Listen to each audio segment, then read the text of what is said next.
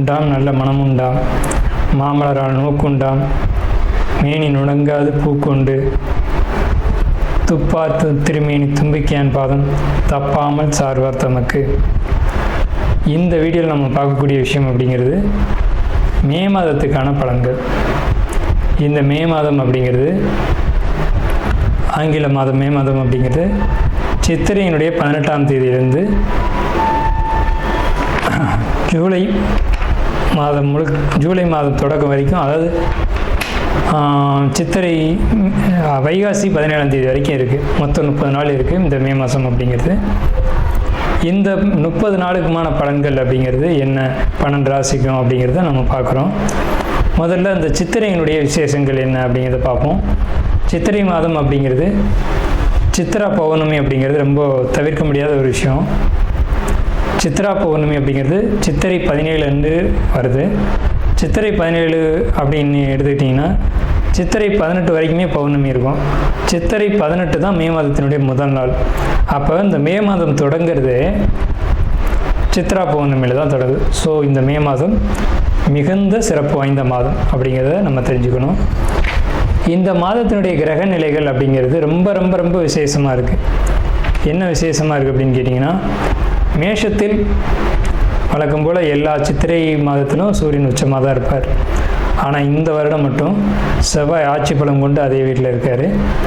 அதே மாதிரி ரிஷபத்தில் புதனும் சுக்கிரனும் 2 நட்பு கிரகங்களும் இணைஞ்சு ஒரு அற்புதமான ஒரு நிலையில், சிம்மத்தில் கேது, அடுத்த நிலையில் பார்த்திங்கன்னா மிதுனத்தில் குரு, அவர் இந்த மாதத்தில் கடகத்தை நோக்கி பயணிப்பார். அதே மாதிரி கும்பத்தில் ராகு, மீனத்தில் சனி. இந்த மாதிரியான விசேஷம் கொண்ட ஒரு கிரக அமைப்புகள் இந்த மே மாதத்தில் அமைஞ்சிருக்குது அப்படிங்கிறது 12 ராசிக்குமே ரொம்ப ரொம்ப ரொம்ப சிறப்பான பலன்களை கொடுக்க இருக்குது. என்ன அப்படின்னு கேட்டிங்கன்னா, 2 சுப கிரகங்கள் அதாவது ஒரு சுப ராசியில், ரிஷபம் அப்படின்றது விசேஷமான ராசி, அங்கே புதனும் சுக்கிரனும் இணைஞ்ச மாதிரி ஒரு மாதம் பிறக்குது அப்படின்னாலே அது விசேஷம்தான். சரி, என்ன மாதிரியான நல்ல பலன்கள் நடக்கும் அப்படிங்கிறத நம்ம பார்ப்போம்.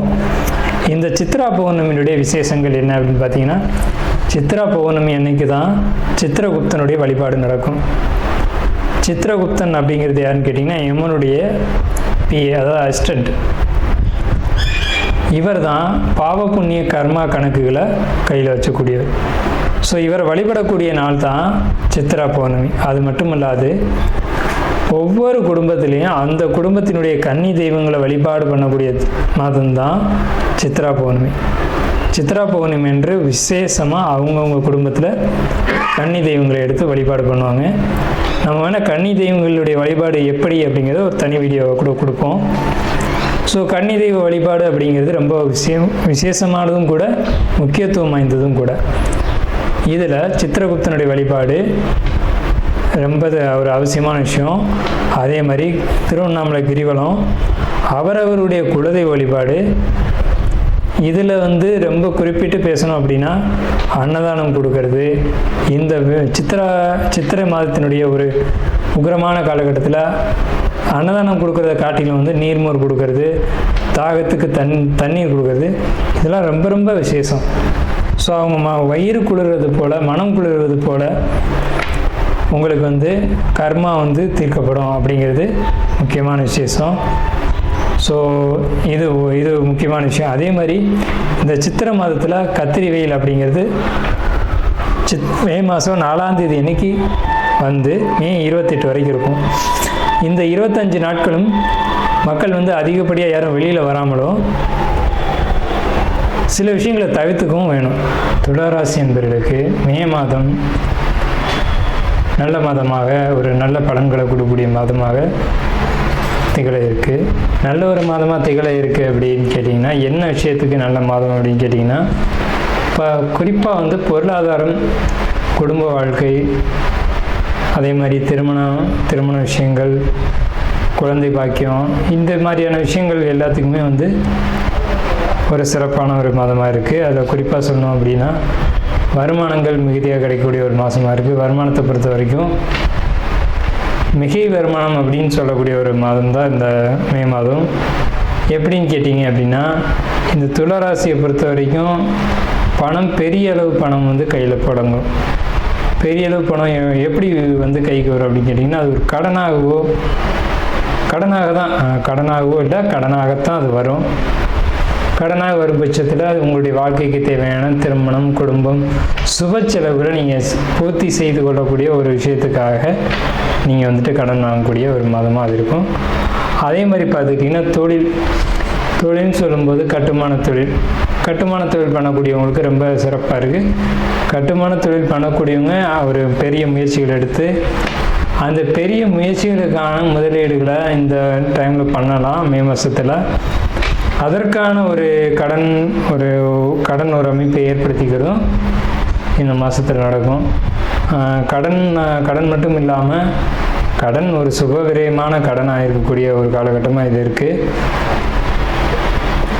அதே மாதிரி உங்களுக்கு சமுதாயத்தில் ஒரு மதிப்பு மரியாதைகள் கூடக்கூடிய ஒரு காலகட்டம். லாபங்கள் கிடைக்கும். சில சட்ட சிக்கல்களை நீங்கள் சந்திக்க வேண்டியிருக்கும். எதை செய்யும் போதும் நீங்கள் சட்ட ரீதியான ஒரு வகையில் போகிறது அப்படிங்கிறது சிறப்பு. அதே மாதிரி வெளிநாடு முயற்சிகள் அப்படின்றது உங்களுக்கு இந்த மே மாதத்தில் ஏற்பட தான் செய்யும். இந்த வெளிநாட்டு முயற்சிகளை நீங்கள் மூவ் பண்ணீங்க அப்படின்னு சொன்னீங்க அப்படின்னா அது ஒரு வெற்றியை ஈட்டு தரும். ஸோ நீங்கள் வெளிநாட்டு முயற்சிகள் தாராளமாக நீங்கள் அதில் ஈடுபடலாம். உங்களுக்கு வெளிநாடு அப்படின்ற ஒரு விஷயம் வெற்றியை கொடுக்கும். இந்த மே மாதத்தில் மனசுக்கு பிடித்த விஷயங்கள், சந்தோஷமான விஷயங்கள், படிப்பு, கல்வி போன்ற விஷயங்கள் இதெல்லாம் உங்களுக்கு சாதகமாக அமையுது அப்படின்ற பட்சத்துலேயும், ரெண்டாவது உங்களுடைய முயற்சிகள் எல்லாமே வெற்றி அடையுது, தொட்டது இல்லாமல் சக்ஸஸ் ஆகுது அப்படின்ற ஒரு காலகட்டம் வந்து இந்த மே மாத காலகட்டம் தான். மனசுக்குள்ளே ஒரு இதமான ஒரு சூழ்நிலை காணப்படும் மே மாதத்தில்.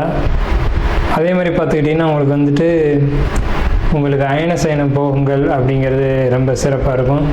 திடீர் அதிர்ஷ்டங்கள், லாட்ரி டிக்கெட்டு, அந்த மாதிரியான விஷயங்கள், கொடுத்த பணம் திரும்பி வர்றது, அதிர்ஷ்டமான ஒரு வாய்ப்புகள் கிடைக்கிறது, திடீர்னு ஒரு பெரிய ப்ரமோஷன் கிடைக்கிறது, இந்த மாதிரியான விஷயங்கள் எல்லாமே உங்களுக்கு இந்த மே மாதத்தில் நிச்சயமான முறையில் கிடைக்கும். நாம் இதுவரைக்கும் பார்த்த ராசி பலன்கள் எல்லாமே பொதுவான ராசி பலன்கள் தான், 12 ராசிக்குமே. அப்போது உங்களுடைய தனிப்பட்ட பிறப்பு ஜாதகம் அப்படிங்கிறது உங்கள் ஜாதகத்தில் தனிப்பட்ட பலன்களை கையில் வச்சுருக்கோம்.